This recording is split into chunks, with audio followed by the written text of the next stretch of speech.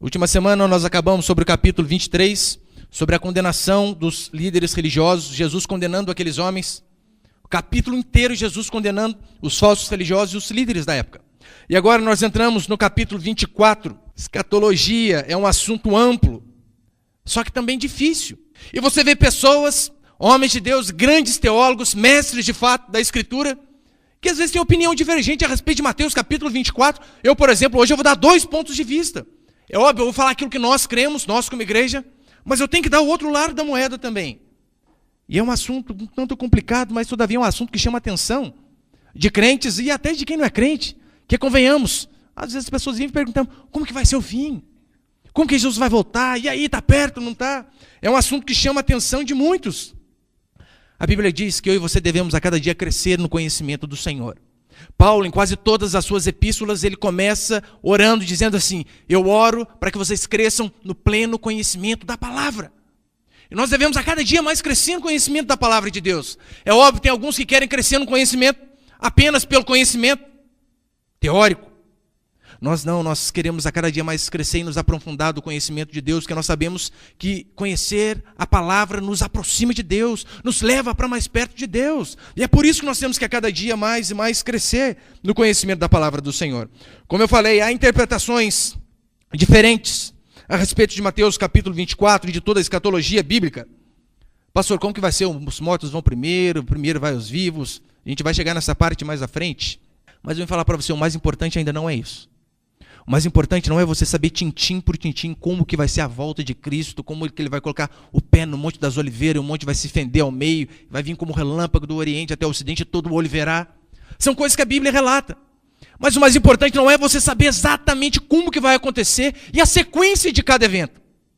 Mas o mais importante é você saber se você está qualificado para esse dia. Porque se você estiver qualificado para esse dia, meu irmão, pode ter certeza, você vai assistir de camarote como que vai ser. Todas essas coisas.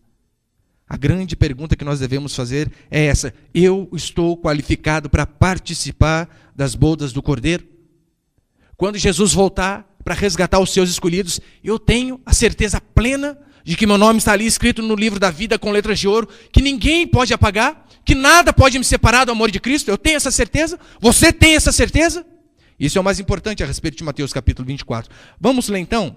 Só que eu quero ler desde o versículo 37 do capítulo 23 até o versículo 14. Eu costumo ler sempre 2, 3, 4 versículos, mas faço questão de ler esses quase 17, só para que você possa entender o contexto. Mateus 23, 37 diz assim: Jerusalém, Jerusalém, que mata os profetas e apedreja os que foram enviados.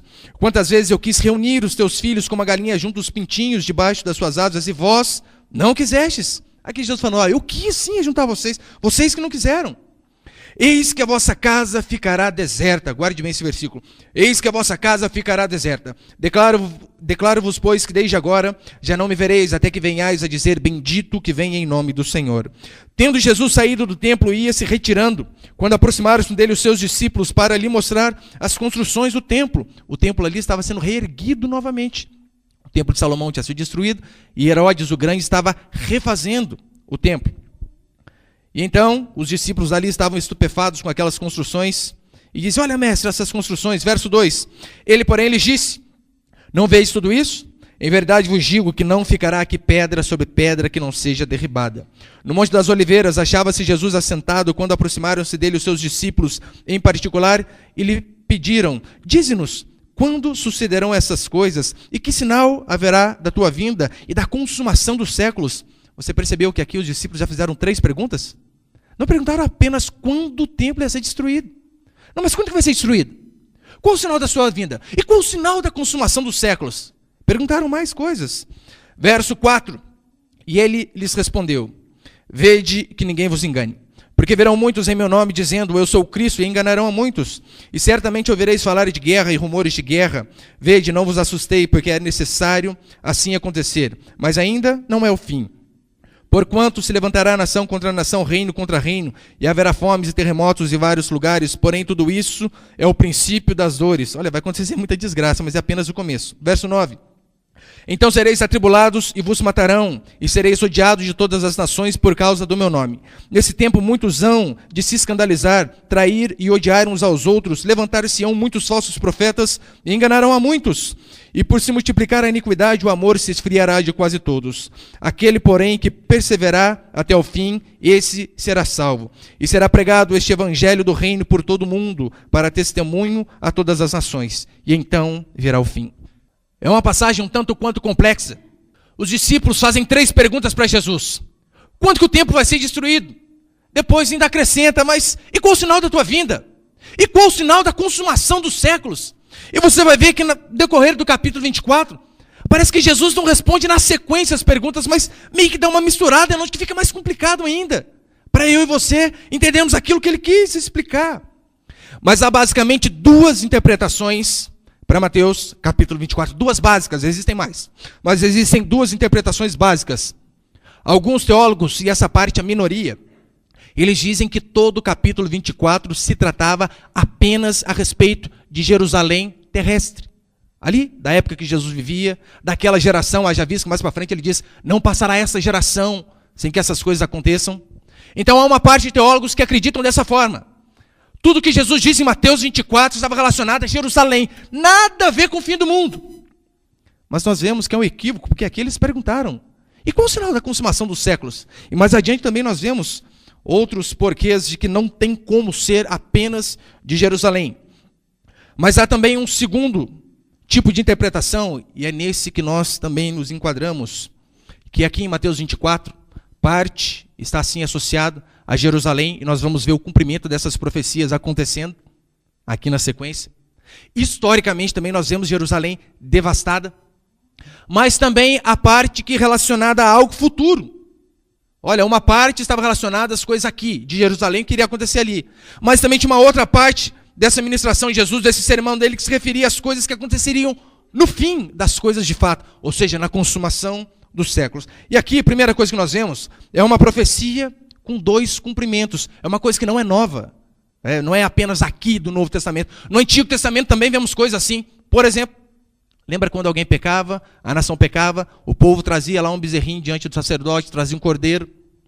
E aquele cordeiro era morto, imolado, para que o pecado do povo fosse, para que o povo fosse liberto do pecado, para que a ira de Deus se aplacasse, aquele cordeirinho pagasse o preço do homem que deveria ter morrido. Isso é um sinal.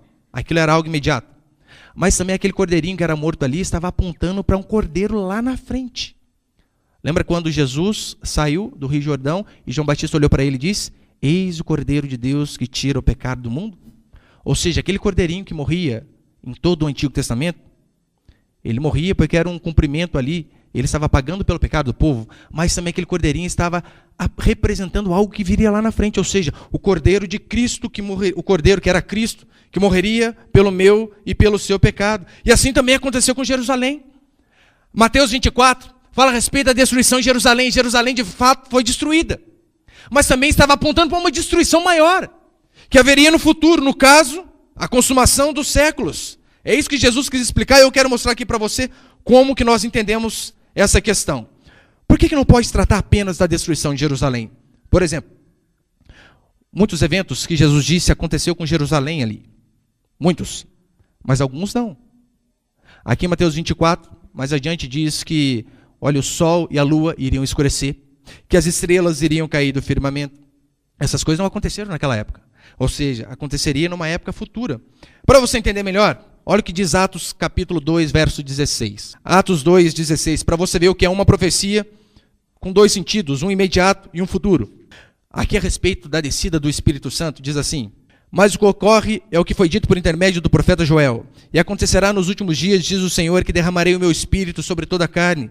Vossos filhos e vossas filhas profetizarão, vossos jovens terão visões e sonharão vossos velhos. Até sobre os meus servos e sobre minhas servas derramarei o meu Espírito naqueles dias. E profetizarão. Isso aqui de fato foi o que aconteceu em Atos capítulo 2. Pedro diz, olha, aqui é apenas o cumprimento da profecia de Joel. Todas essas coisas até o versículo 18 aconteceram em Atos 2. Mas a partir do verso 19, olha o que diz. Mostrarei prodígios em cima do céu e sinais embaixo da terra. Sangue, fogo, vapor de fumaça, o sol se converterá em trevas e a lua em sangue, antes que venha o grande e glorioso dia do Senhor. E acontecerá que todo aquele que invocar o nome do Senhor será salvo. Essas coisas não aconteceram imediatamente ali, no dia de Pentecostes, mas era um sinal de algo que aconteceria mais adiante. E a mesma coisa essas profecias de Mateus, capítulo 24, a partir do verso 19 aqui de Atos, está falando de coisas futuras. É a mesma coisa aqui em Mateus. Hoje eu vou falar praticamente apenas sobre a destruição de Jerusalém. Talvez eu gaste umas 4 ou 5 quintas para explicar Mateus 24, porque é algo de fato bem complexo. E aqui nós vemos que, tanto em Atos como em Mateus 24, os sinais são sempre os mesmos: destruição, guerra. Eu sei que quando nós vemos, olha, as estrelas vão cair do firmamento, talvez na sua cabeça venha aquela chuvinha de meteoro. Steven Spielberg, essas coisas bonitinhas. Meu irmão, você não tem a noção o que vai ser isso daí. O Sol, a estrela onde o nosso planeta orbita em volta dela, é uma estrela de quinta grandeza, só para você ter uma ideia do que as estrelas caem do firmamento. Se tivéssemos uma escala de 1 a 5, o Sol seria menor. E o Sol milhares de vezes maior que a Terra. A Bíblia diz que as estrelas vão cair do firmamento. E as pessoas acham que vai ser algo bonito. É uma estrela do tamanho do planeta que cai, já acaba com tudo. Para você ver como que vai ser algo de fato terrível mesmo. Um versículo chave para eu e você entender está aqui, o versículo 34, que Jesus diz assim, olha, não passará esta geração antes que aconteçam essas coisas. Não passaria a geração de Jesus. Geração para nós hoje é em média 70, 75 anos talvez. Estamos aumentando um pouco. E Jesus diz, olha, que essa geração que ele vivia não passaria antes que acontecessem aquelas coisas. Como de fato não aconteceu tudo o que ele disse, só tem uma explicação. Aquela profecia era para algo imediato e também para algo futuro. Porque se não for assim, Jesus está mentindo. Como que ele disse que não aconteceria até passar aquela geração e acabou a geração e não aconteceu tudo o que ele disse? Então é um dos indícios também que essa profecia, ela representava algo imediato e algo também no futuro. Jesus profetizou no ano 30 e no ano 66 até o ano 70. A história, não só a Bíblia, a história toda confirma que Jerusalém foi totalmente destruída pelo Império Romano. O pessoal arrebentou com tudo. Pedro morreu no ano 67, ou seja, ainda estava dentro da geração de Pedro. Alguns morreram mais tarde, Jesus foi que morreu mais cedo. Mas para você ver que tudo aquilo que Jesus diz em Mateus 24 teve um cumprimento imediato na geração dele. No caso, em Jerusalém, no ano 70, quando Jerusalém foi destruída pelo imperador Vespasiano e depois pelo seu sucessor, seu filho Tito, que veio a ser imperador também. Nós vemos aqui então, eu quero mostrar para você, põe ali o próximo versículo, Mateus 27, algumas profecias paralelas com Mateus 24, só para que nós possamos entender melhor. Mateus 22, verso 7, diz assim: o rei ficou irado, e enviando as suas tropas, exterminou aqueles assassinos e lhes incendiou. Aqui Jesus estava contando uma parábola, dizendo, olha, vocês rejeitaram o Filho de Deus, vocês vão ver o que vai acontecer com vocês. E era uma parábola mostrando algo que iria acontecer também naquela época. Em Mateus 23, verso 35, é só uma página antes, se você quiser ler comigo, diz assim: para que sobre vós recaia todo o sangue justo derramado sobre a terra, desde o sangue do justo Abel até o sangue de Zacarias, filho de Baraquias, a quem mataste entre o santuário e o altar. Em verdade vos digo que todas essas coisas hão de vir sobre a presente geração. Os irmãos lembram, semana passada, finalzinho do capítulo 23, falamos justamente sobre isso. O povo rejeitou os profetas que Deus tinha mandado. O povo rejeitou o próprio Filho de Deus. E quando matou o Filho de Deus, ainda disseram, caí sobre nós o sangue desse justo. Jesus disse, porque vocês fizeram isso, porque vocês mataram os profetas, porque vocês rejeitaram o Filho de Deus, essa geração não vai passar antes que vocês escolham tudo o que vocês plantaram. Lucas capítulo 19, também é uma profecia paralela a Mateus 24. Lucas 19, 43, 44 diz assim: pois sobre ti virão dias em que os teus inimigos te cercarão de trincheiras. Os irmãos sabem, antigamente um jeito de se derrotar um exército inimigo, cercava a cidade para o lado de fora. O povo precisava sair para comer, para comprar alguma coisa, ou morrer de fome. Quando saía, abria a porta da cidade e acabavam sendo invadidos e derrotados. E aqui olha o que diz Lucas 19. Pois sobre ti virão dias em que os teus inimigos te cercarão de trincheiras, e por todos os lados te apertarão o cerco, te arrasarão aos teus filhos dentro de ti, não deixarão em ti pedra sobre pedra, porque não reconhecestes a oportunidade da visitação. Lucas 21, 20. Quando, porém, vide Jerusalém sitiada é rodeada, vide Jerusalém sitiada de exércitos, sabei que está próxima a sua devastação. Então os que estiverem na Judéia fujam para os montes, e os que se encontrarem dentro da cidade, retirem-se. E os que estiverem nos campos, não entrem nela, porque estes dias são dias de vingança. Olha que coisa. Deus dizendo, olha, esses dias de destruição que viriam, são dias de vingança. Vingança por quê? Porque o povo rejeitou a Deus. O povo não obedeceu a Deus. São dias de vingança, para se cumprir tudo o que está escrito. Ai das que estiverem grávidas e das que amamentam naqueles dias. Pelo sentido simples e primário de que, imagina, você grávida tendo que fugir da perseguição do exército inimigo, ou você amamentando e tendo que fugir, apenas por isso, só por esse detalhe. Porque haverá grande aflição na terra, e ira contra este povo. Cairão a fio da espada e serão levados cativos para todas as nações. E até que os tempos dos gentios se completem, Jerusalém será pisada por eles.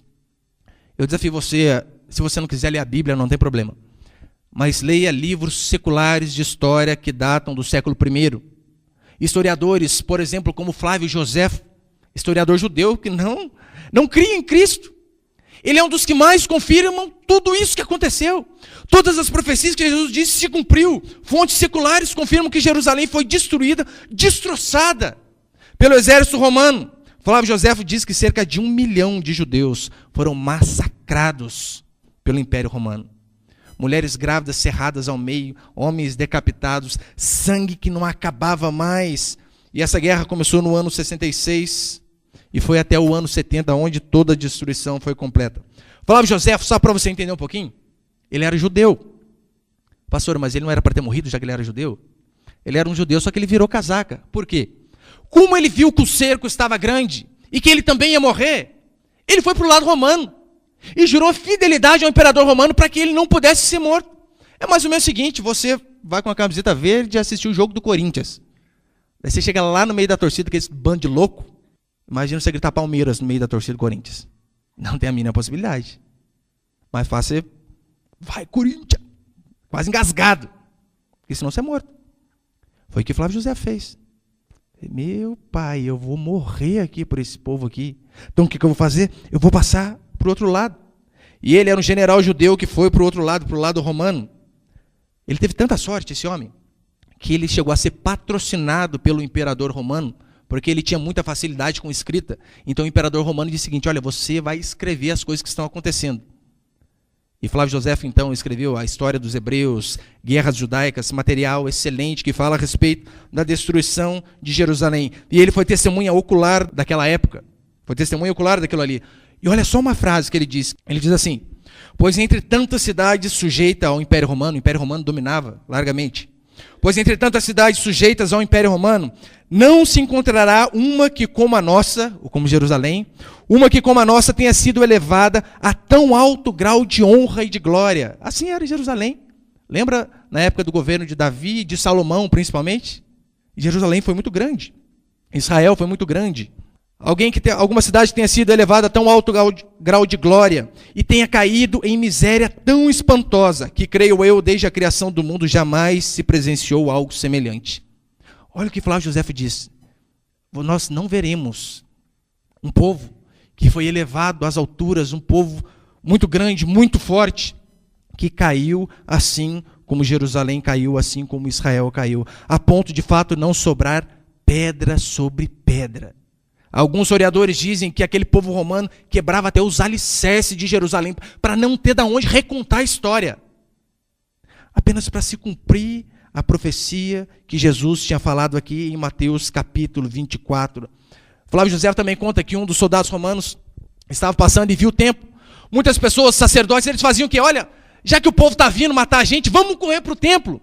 Porque se a gente correr para o templo, Deus vai proteger a gente ali. E o pessoal não vai ter coragem de entrar no templo para matar a gente dentro da igreja. Eles tiveram essa ideia, foi só uma flechada que um soldado deu e começou a pegar fogo em tudo, a ponto de fato do ouro do altar derreter, das coisas que tinham ali ser incendiadas e não sobrar nada, virar cinza. A única coisa que sobrou daquele templo foi o muro de arrimo, que não fazia parte propriamente dita do templo. O muro de arrimo ele ficava na contenção, não fazia parte do templo. Esse muro de arrimo hoje, para você situar, é o muro das lamentações. A única coisa que sobrou de história. O resto não sobrou pedra sobre pedra. Põe só uma foto que eu coloquei ali, por favor, Otávio.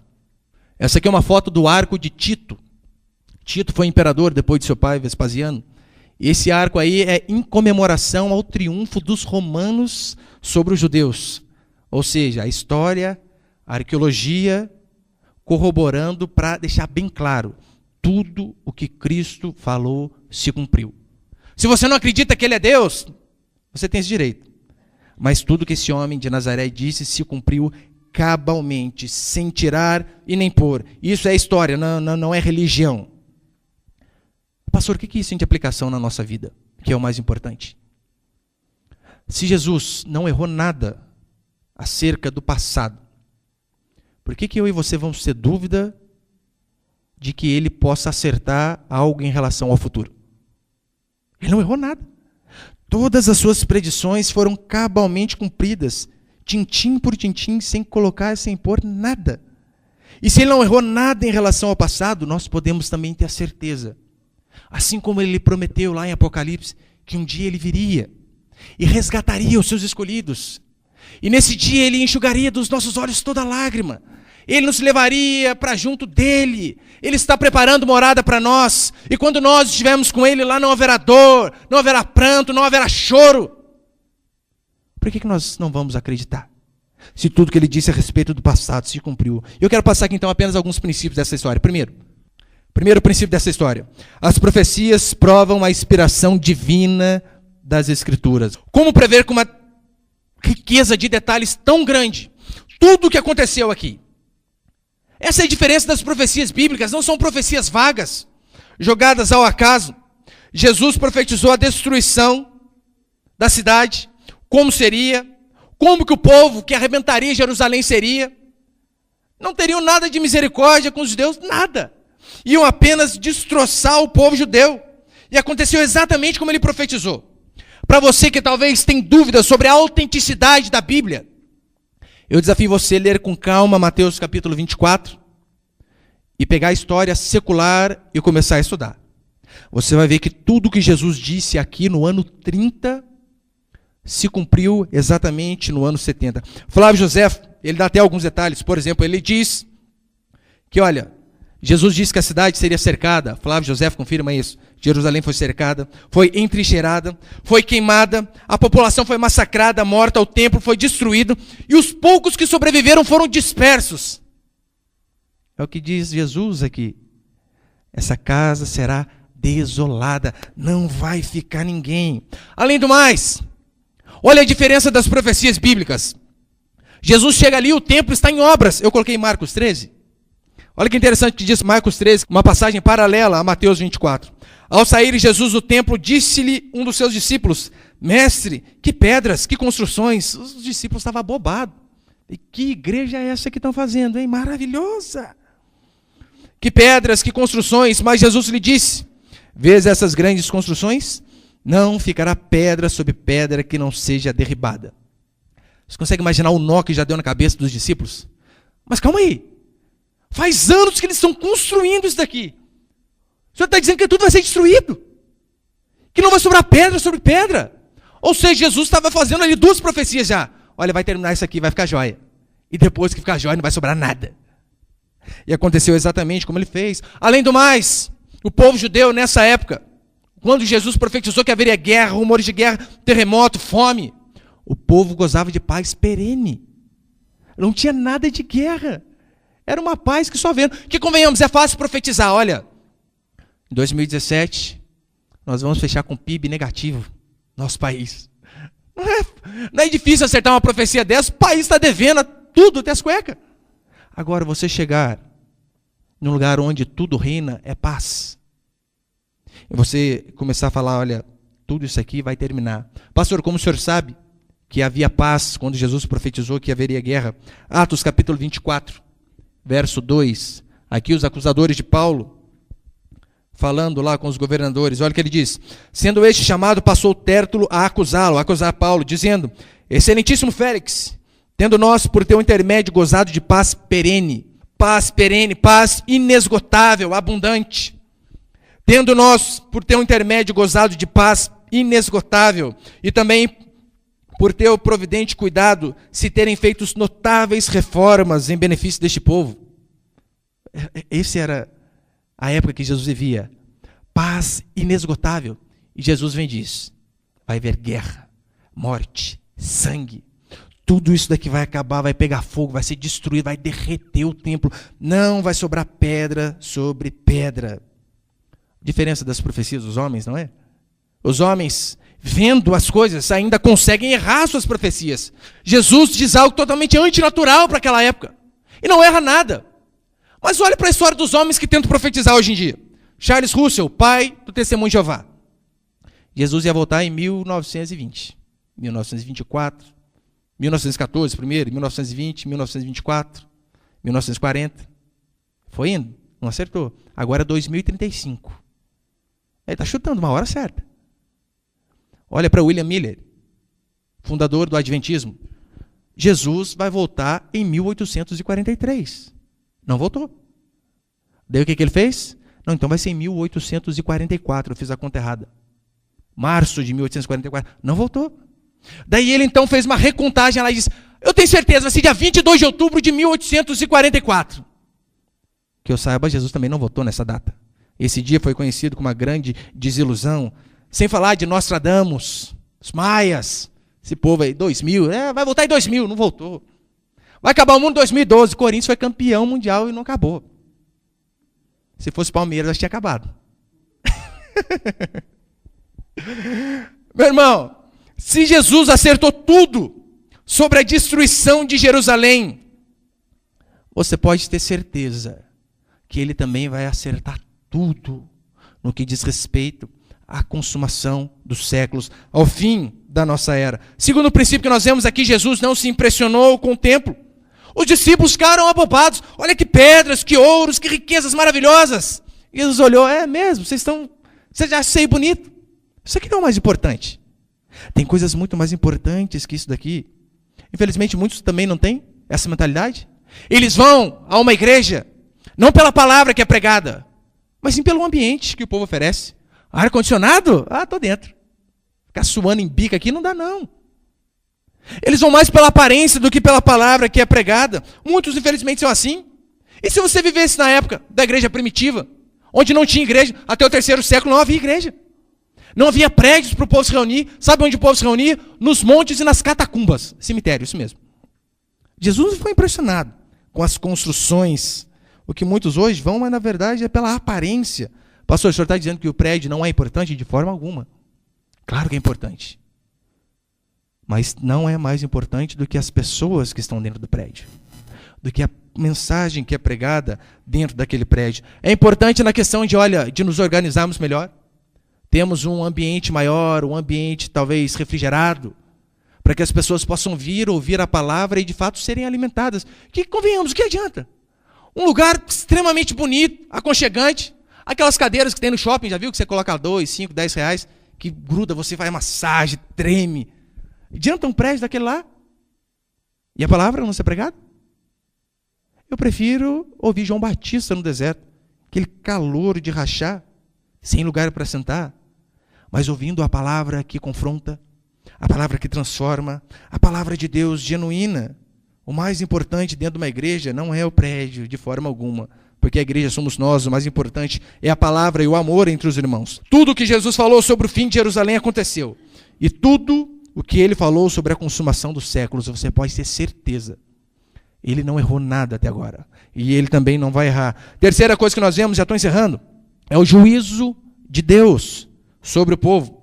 A destruição do templo foi apenas o juízo de Deus se cumprindo sobre aquele povo que não o obedeceu, sobre aquele povo que rejeitou a Deus. Talvez você diga: pastor, o senhor está falando que Deus derrama o juízo dele sobre o seu povo? Sim, é claro. Várias vezes ele fez isso. Usou vários impérios. O Império Romano foi apenas mais um dos impérios usados por Deus para subjugar o seu povo. Mas ele usou os babilônios, usou os assírios, usou o Império Medo-Persa, usou os egípcios. Os romanos foram mais um ventríloco usado por Deus para arrebentar com um povo desobediente. Um povo que não se submetia à vontade dele. Em Mateus capítulo 21, Jesus conta a parábola dos lavradores maus. E olha o que Jesus diz. Olha, um lavrador ali arrumou a vinha e saiu.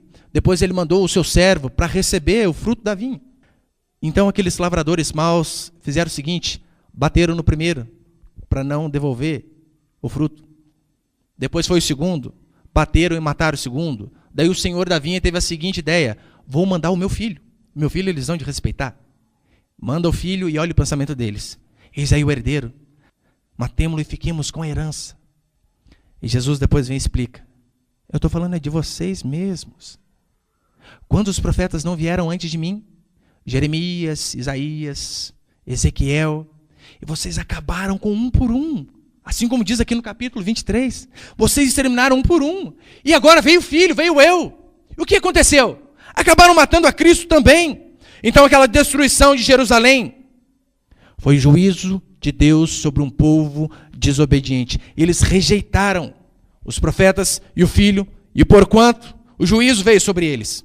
É tão interessante que Flávio Joséfo, historiador, não crente, ele disse que naquela época, Jerusalém passava dias de sangue sendo derramado no meio da cidade. Pessoas sendo mortas o dia todo. Nessa época, do ano 66 até o ano 70. Noites de medo. Ele disse que era comum ver cidades cheias de cadáveres para a rua. Você olhava, você trombava com cadáver no meio da rua.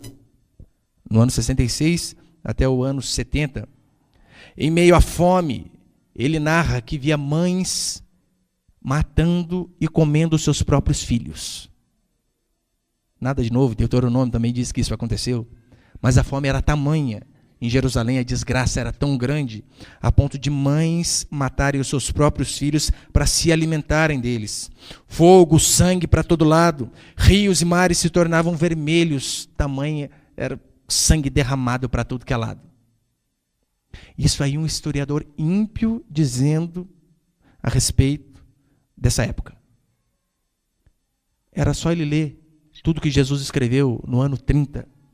Ele ia ver que foi apenas o cumprimento de tudo o que Jesus falou. Ele disse que nos rios que tinha por perto, via corpos flutuando por toda parte, se inchando por causa do sol, entrando em estado de putrefação. Desgraça em cima de desgraça. Apenas o juízo de Deus sobre um povo rebelde, sobre um povo desobediente. Esse foi o juízo imediato sobre Jerusalém. Eu quero que você se coloque no lugar dessas pessoas. Que hoje em dia nós também estamos nessa condição. Obedeceremos a Deus ou não? Esse povo sofreu amargamente por conta de não obedecer a Deus. Esse povo foi arrebentado por conta de não obedecer a Deus. Esse juízo imediato sobre Jerusalém foi algo terrível. Que não se vê, às vezes, paralelo na história. Meu irmão, e se isso aqui é apenas uma profecia de algo que estava acontecendo ali, simbolizando algo que aconteceria no futuro, você tem noção que vai ser a consumação dos séculos? Você tem noção do que vai acontecer com aqueles que não se arrependem dos seus pecados? Com aqueles que brincam com Deus, que às vezes vêm à igreja dia após dia, mas levam uma vida ímpia? Esses vão pagar um preço muito maior. Esses não têm noção do que é o juízo de Deus sobre eles. Isso aqui foi apenas um aviso para mim e para você, para que nós não venhamos levar uma vida de qualquer jeito. Porque se o povo judeu sofreu, foi pisoteado e arrebentado por conta do seu pecado, e eles eram o povo escolhido por Deus. E nós, que a Bíblia diz que fomos enxertados na videira, filhos adotivos, se com os filhos naturais, ele foi rígido, e fez todas essas coisas, e nós? Analise a sua vida, meu irmão. Nós vamos dar conta de tudo que nós fazemos, como diz a palavra do Senhor. O interessante é que um ímpio, Joséfo, diz o seguinte: o povo de Israel sofreu não por conta do poder do Império Romano. Sabe por que eles tiveram tamanho sofrimento? Por conta do pecado e da desobediência deles. Aí já é demais. Se um ímpio consegue ver o que crente não vê. Desobediência sempre traz desgraça. O juízo de Deus sempre virá, e você tem que atentar para isso. É o que a Bíblia diz em Gálatas 6,7: não vos enganeis, de Deus não se zomba. Aquilo que um homem semear, é aquilo que ele ceifará. E você sabe, nós não colhemos apenas o que plantamos. Se você planta uma semente de laranja, você não vai colher uma semente de laranja. Talvez você vai colher uma árvore toda de laranja. Com o pecado também é assim. É uma semente de pecado. Nós não vamos colher apenas uma semente de pecado, mas sim coisas muito maiores. É por isso que eu abomino lugares que não se prega sobre a ira de Deus. Pastor, mas calma aí, a Bíblia diz que Deus é amor. E é óbvio, Deus é amor. Deus nos ama, a ponto de entregar o seu próprio filho para morrer no seu lugar. É verdade. Mas Deus também se ira contra tudo aquilo que é errado. Martin Lloyd Jones diz assim: se tirarmos a ira de Deus da pregação do Evangelho, sobra bem pouca coisa para ser pregado. A partir do momento que nós tiramos a ira de Deus, sobra pouca coisa. Nós estamos apenas em Mateus capítulo 24, começamos capítulo 1, e dezenas de vezes falamos pelo mesmo assunto. Falamos do mesmo assunto sobre a ira de Deus, sobre a condenação, sobre o juízo. Porque é isso que a palavra de Deus nos ensina. O problema é que muitos pegam e ignoram metade da palavra de Deus. A palavra de Deus diz: arrependei-vos porque está próximo o reino dos céus. Eles descartam metade da pregação do Evangelho e pregam só a respeito do reino dos céus. Esquecem a outra metade. É óbvio, vamos pregar também sobre o reino dos céus. Mas antes do reino dos céus, diz a palavra do Senhor, primeiro vem o arrependimento. Primeiro vem a mensagem da ira de Deus. Olha o que diz Romanos 1,18. A ira de Deus se revela do céu contra toda impiedade e perversão dos homens que detêm a verdade pela injustiça. O Evangelho não começa com Deus em amor, mas começa com Deus se irando contra o pecado. Porque foi o pecado que crucificou seu próprio filho. Essa é a mensagem do Evangelho. O Evangelho que não mostra o pecado do ser humano não é Evangelho. Talvez você pense: pastor, mas Evangelho não significa boas novas? Sim, Evangelho significa boas novas. Mas que boas novas é essa? Aí que você pode levar a vida do jeito que você quiser e no final vai dar tudo certo? Que você pode continuar essa sua vidinha medíocre, amaziado, morando junto, tendo relação sem estar casado, roubando a Deus, sendo infiel com seu dízimo, com sua oferta. Você pode continuar vendo aquelas porcaria na internet, com esses pensamentos impuros, maltratando seu marido, sua esposa, não sendo homem dentro da sua casa, não sendo uma boa esposa para o seu marido. É isso? Esse é o Evangelho? Não. O Evangelho é o seguinte: todos pecaram e destituídos estão da glória de Deus, diz Romanos. Não há um justo sequer. Não há quem faça o bem. Todos se extraviaram e a uma se fizeram inúteis. Todos, sem exceção. É o que a palavra de Deus ensina para mim e para você. E depois que você mostra o pecado do ser humano, depois que você fala: olha, você está destinado ao inferno. Se você merece algo, diz a Bíblia que você merece ir direto para o inferno sem fazer curva. Porque o seu pecado te separa de Deus. A sua desobediência te separa de Deus. Depois que você mostra o câncer que o ser humano tem, daí você pode vir com um santo remédio chamado justificação pela fé, chamado a cruz de Cristo. Depois que você fala sobre o pecado, daí você lembra: tem uma solução para você. Eu lembro uma vez eu conversava com meu filho, ele tinha acho que 7 anos. E ele dizendo para mim assim: pai, quando eu morrer eu vou para o céu? Eu falei para ele: depende. Eu lembrei daquela passagem do jovem rico.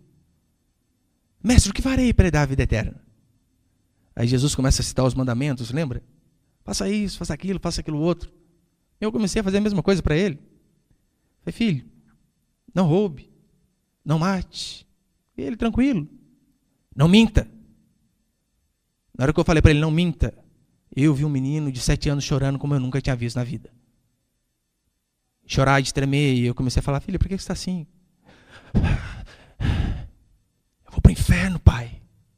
Eu falei: é isso que você merece. Esse é o lugar que você merece. Fez errado. Deus é claro. O salário do pecado é a morte. Depois, eu falei para ele: mas ainda tem uma chance para você. Se você se arrepender dos seus pecados, se você decidir fazer o que é reto, se você acreditar que apenas Jesus Cristo tem o poder de te lavar, que apenas o sangue do Cordeiro pode te purificar do seu pecado, e você crê nele, que você vai para o céu não com base naquilo que você faz, mas com base naquilo que ele fez, tem uma solução para você. Isaías 53, ele levou sobre si os nossos pecados e pelas suas pisaduras fomos sarados. O castigo que nos traz a paz estava sobre ele. Daí ele começou a voltar ao normal. Mas esse é o evangelho. Primeiro, a ira de Deus. Depois, as boas novas do reino dos céus. E quarto e último princípio. Quarto princípio dessa história. O cuidado de Deus para com o seu povo. Mas mesmo assim Deus ainda cuida do seu povo. Mesmo um povo desobediente, vil, pecador e sujo. Mesmo assim Deus ainda cuida deles. Jesus, quando ele profetizou essas coisas, ele estava na verdade dando uma chance para aquelas pessoas que viviam em Jerusalém, para que quando começassem a acontecer essas coisas terríveis, para que eles pudessem fugir. Olha, quando vocês começarem a ver guerras, rumores de guerra, fujam! Saiam daí que Jerusalém vai ser destruída. Nessas profecias, Jesus também começou a mostrar que ele tinha amor, ele não queria ver o povo sendo destruído. Jesus contou tudo aquilo para que alguns tivessem a oportunidade de ir embora e não sofrer aquela derrota trágica. Olha o que diz 2 Pedro 2,9, já estou encerrando, esse é o último. 2 Pedro, segunda epístola de Pedro, capítulo 2, verso 9, olha o que a palavra diz. É porque o Senhor sabe livrar da provação os piedosos e reservar sob castigo os injustos para o dia do juízo. Esse dia do juízo, com D maiúsculo, significa o dia final. Mas olha que interessante. É porque o Senhor sabe livrar da provação os piedosos, aqueles que o temem. Mesmo assim, Jesus sabe livrar essas pessoas. Talvez você se lembre daquele tsunami que aconteceu em 2004 na Indonésia, que matou mais de 300 mil pessoas. Não lembro o número exato. A Indonésia é o país com maior população muçulmana que existe. E o muçulmano vai totalmente contra o cristianismo, contra aquilo que nós cremos. E então, esse povo, por mais que eles são muçulmanos, majoritariamente, eles não proíbem outras religiões de se manifestarem no país deles. E o cristianismo também é uma religião bem pequena, mas que também existia na Indonésia e existe até hoje. Estava vendo um documentário dizendo que alguns cristãos foram perguntar lá para o prefeito da cidade, eu não lembro, dizendo, olha, nós queremos fazer uma festa, queremos festejar, né, o nosso Deus, fazer um culto aqui, podemos? Os representantes ali da Indonésia disseram o seguinte, o que é cristianismo? Só se for lá nos montes, só para lá. Aqui não. Perto da gente não. Vocês querem fazer festinha em vocês? Longe da gente. Eles então aceitaram, não tinha alternativa. Foram para os montes. E veio tsunami. E matou todos, ou pelo menos a maioria dos que estavam na planície. Você consegue ver Deus cuidando do seu povo? Até nessas coisas. Eles voltaram depois dizendo, o que aconteceu? Eles nem sabiam o que tinha acontecido. E aonde tinha tudo sido destruído e tomado pela água. O que vai salvar a mim e a você hoje? Do juízo de Deus. É aquilo que você faz? É talvez a sua cesta básica que você doa para o asilo? O que vai livrar a mim e a você do juízo de Deus, meu irmão? A Bíblia diz que é o conhecimento da palavra. Oséias 4,6 é bem claro. Bem claro que o povo perece porque falta conhecimento. E ele não está falando de física quântica, cinemática, nem geometria plana. Ele está falando conhecimento da palavra de Deus. Em Mateus 22, 29, Jesus também é claro dizendo, errais não conhecendo as Escrituras, nem o poder de Deus. Se tem algo que o ser humano erra é quando ele não conhece a Escritura. Quando ele não busca conhecer de fato a palavra do Senhor. E deixando bem claro, naquela época os judeus eles tinham a Bíblia verdadeira, a Torá. Essa mesma Bíblia que nós temos aqui, o Antigo Testamento, é o que eles tinham. A lei e os profetas. Mas mesmo assim foram condenados. Mas mesmo assim sofreram juízo. Por quê? Porque o simples fato de você ter esse livro aqui na sua casa, meu irmão, isso é um bom sinal. Mas não é isso que vai livrar você da condenação e da ira de Deus. O que vai livrar você é a forma como você interpreta. É a forma como você acredita. Lembra quando chega um jovem diante de Jesus e diz, mestre, faz uma pergunta para Jesus sobre algumas coisas. Jesus diz, o que está escrito? Como interpretas? Jesus diz, olha, é importante você saber o que está escrito, mas o mais importante é, olha, Você está interpretando isso aí certo ou errado? Os judeus tinham a Bíblia certa. Todavia, interpretaram de forma errada. Não reconheceram a oportunidade da visitação. Mataram o Criador. Mataram a Jesus Cristo. Mesmo com o livro correto. Hoje também, meu irmão, você ter a palavra de Deus na sua casa e não interpretar de forma correta não adianta nada. Ou você ir a algum lugar que prega esse livro também. Pelo menos todas as igrejas que se dizem evangélicas, se espera que tenha a Bíblia. Não o Corão, o livro de Mormon, mas se espera que tenha a Bíblia. A questão é, o que você ouve é a interpretação correta? Pastor, mas o que importa é o meu coração. É mesmo. A Bíblia diz que um cego guiando outro cego, ambos cairão no barranco. E talvez você pense, pastor, eu vou aqui nessa igrejinha aqui, que é mais perto da minha casa. Eu vi o Paul Washer dizer uma vez o seguinte: não vá à igreja mais próxima da sua casa, mas vá à igreja mais próxima da Bíblia. Se a igreja mais próxima da sua casa for uma igreja bíblica, bom para você. Se não for, meu irmão, pega aí a sua bicicleta, ônibus, carro, mas vá à igreja mais próxima da Bíblia. Deus é misericordioso, sim, bom demais. Todavia, Israel não reconheceu a oportunidade da visitação. Eu venho falar para você, houve um tempo em que Deus perdeu a paciência. Como assim, pastor? Deus deu ali 1, 2, 10 chances. Mas chegou no ano 70 e falou, olha, vocês, não. Dei todas as oportunidades, mandei todos os homens, mandei meu próprio filho. Agora, chega. Chega. E a destruição acabou vindo. E assim também vai acontecer nos tempos do fim. Pessoas que ouvem dia a dia e brincam com Deus. Não seja, meu irmão, procrastinador. O que é uma pessoa procrastinadora? É aquele que vive adiando uma decisão. Acabando o ano que vem eu largo esse vício. O ano que vem eu pego firme com Deus. O ano que vem eu começo a fazer o que é correto. Vou aproveitar as festas do final de ano. São pessoas que vivem adiando os seus afazeres para outro momento ou para depois. Não adie, meu irmão, que você precisa mudar. Sabe por quê? Você não sabe o dia de amanhã. Você não sabe o que vai suceder amanhã. A Bíblia diz que nós somos como uma neblina, que hoje existe e logo se dissipa. Não adie a sua decisão para amanhã. Como diz Isaías 55, verso 6. Buscai o Senhor enquanto se pode achar. Invocai-o enquanto está perto. Hoje ele está perto de nós. Amanhã não sabemos. Então a oportunidade que nós temos é hoje. Graça não é provisão para o pecado, mas oportunidade para o arrependimento.